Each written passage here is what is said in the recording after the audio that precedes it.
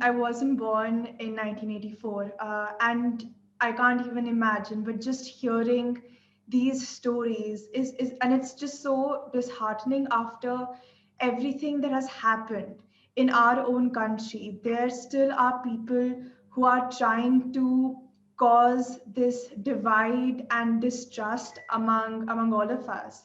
And coming to the issue of Khalistan and the protests that we are seeing today, the thing is that I honestly do not think a lot of us actually understand what the agricultural issue is and why is it becoming so politicized.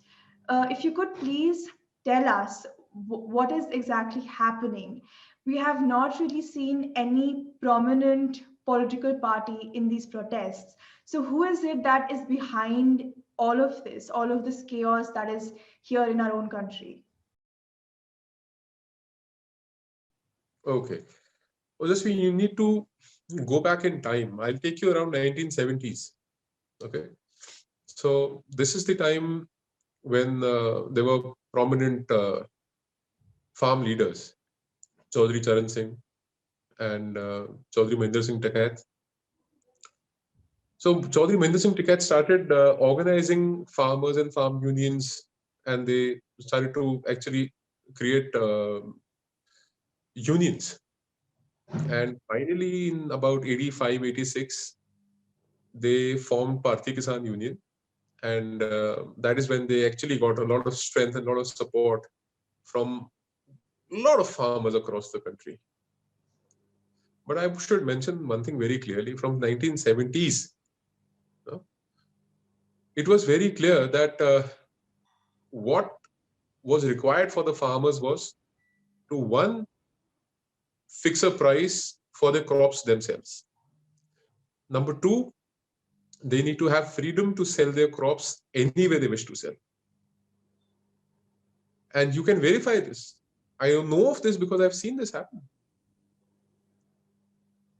A farmer from Punjab would carry 5 kgs of wheat, kanak, over his head, and he would walk into Haryana, the territorial boundary of two states, and he will be arrested for smuggling. That is the kind of freedom we had then as farmers. So if carrying 5 kgs of kanak would make you a smuggler, you dare not bring a trolley full. See? So the point here is that these reforms were due for a very long time. It took 50 years since the struggle began to actually culminate into reality and get these laws which would actually support the farmers, the cause of the farmers. And I'll quote you 2 incidents. On 4th of June 2020, there's a newspaper called Hindustan, popularly known as Hindustan Akhbar. In that newspaper, you would find Rakesh Tikait's interview. And he's clearly said that he thanks the Prime Minister for bringing in these reforms, which were much awaited. And his father's soul would now rest in peace since the long-standing demand of the farmers have finally been met. And the government has agreed to listen to the farmers. And second, I would want you to refer to the demand letters, per se the manifestos of Bharatiya Kisan Union, different, not just TICAT, but several Bharatiya Kisan unions. And then there is this organization called All India Kisan Sangharsh Coordination Committee. Okay? It's called AKISCC. So if you look at their demand letters, this is precisely what they've been asking for.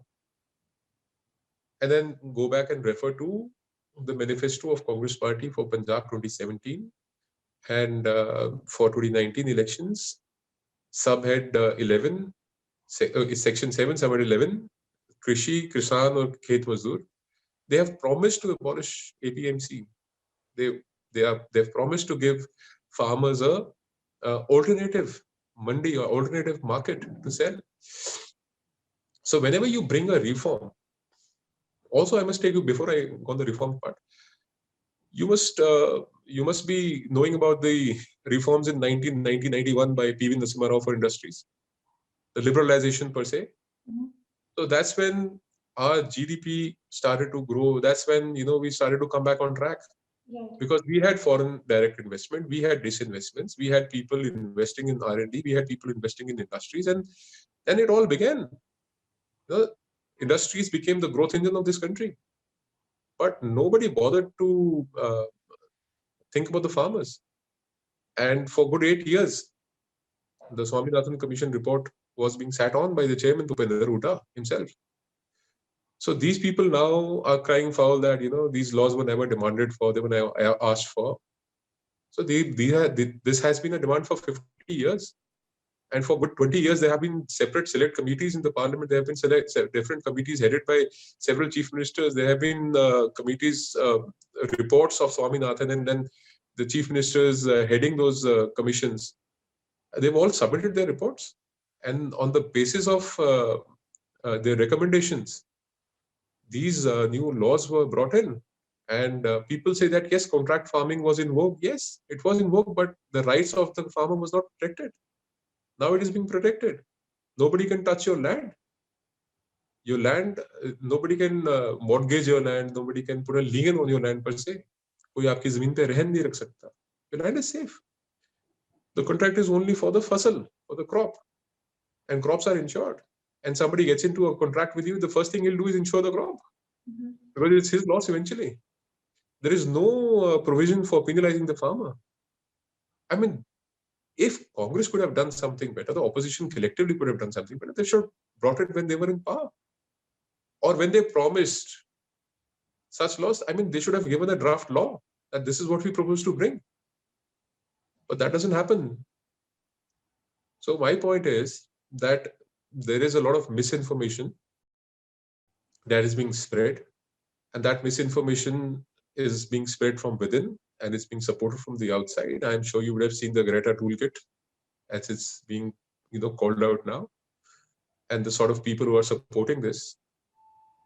But when you say how it all started, it started on 5th of October 2020, when Rahul Gandhi sat on that famous yellow sofa tractor, and it was driven by Sunil Chakad. The other side was Captain Amrinder Singh. They were testing waters. They wanted to see if this can actually work out. And it worked out. It worked out. And for 2 months after, the farmers were mobilized by the government of Punjab. And I am clearly saying it. I mean, if you have to file a case, do it. It's complete complicity of the government. And I will tell you a very strange fact. I mean, all chief ministers live in the official chief minister residence across the country. All governors live, and they stay per se in Raj Bhavans. But the chief minister of Punjab lives in a private farm, not far from Chandigarh. Chandigarh is a union territory, and law and order is a state subject. There are various reasons. There are journalists across the border who stayed with the chief minister of Punjab. I mean, there is so much going on. So nobody asks those questions. So Captain Amrinder Singh today, I was reading his statement yesterday. He tweeted that there are a lot of weapons which are coming from across the border through drones and everything. I mean, if that is an intel report which is coming to you from your intel agencies, the state intel agencies, they need to be forwarded to the Home Ministry, not to be tweeted. I mean, there is a huge narrative being set as to what can happen. It was shameful for the Chief Minister of Punjab yesterday to actually go on and say that we can see a repeat of Blue Star. Why would he say that?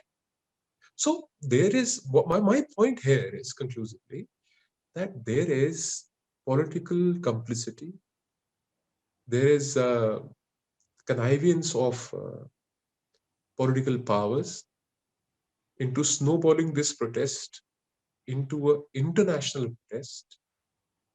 Make sure that the global attention, or the country comes under, or the regime per se comes under the microscope. They're not bothered if India is being defamed. Their motive needs to be achieved. I mean, that's the shameful part. And they're willing to use anybody anybody per se, any celebrity, any porn star, any politician, any foreign power, any Pakistani agency, Khalistanis per se, they're not bothered. Well, that's the worst part of it. That should not be the case. Please remember to subscribe to us and switch on the notifications for this channel. For our other social media links, more content, and to support our work, please visit citti.net. Dhanyavad. Namaskar.